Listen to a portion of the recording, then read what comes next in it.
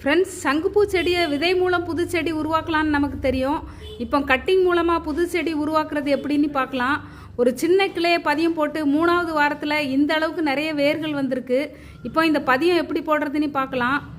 இந்த மாதிரி ஒரு சின்ன கிளையை கட் பண்ணி எடுத்துக்கலாம். அடியில் உள்ள இலைகள்லாம் ரிமூவ் பண்ணிடணும். ஏன்னா நடவு பண்ணும்போது இந்த இலைகள்லாம் மண்ணுக்குள்ளே மூழ்கும். இந்த இலைகள்லாம் அழுகி பதியம் சக்ஸஸ் ஆகாமல் போகிறதுக்கு வாய்ப்பு இருக்குது. நுனி கிளையையும் கட் பண்ணிடணும்.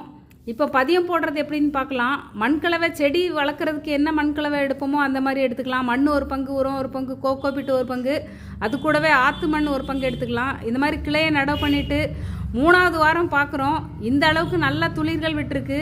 பதியத்தை நிழல் பாங்கான இடத்துல வச்சு தான் தண்ணி ஊற்றணும். எந்த அளவுக்கு பச்சை பசேல்னு துளிர்கள் வந்திருக்குன்னு பாருங்கள். ரொம்ப ஈஸியாக சங்குப்பூ செடியை பதியம் போட்டுடலாம். இப்போ பிடுங்கி பார்க்குறோம். வேர்கள் எந்த அளவுக்கு வந்திருக்குன்னு பாருங்கள். நீங்களும் உங்கள் வீட்டில் இந்த மாதிரி பதியம்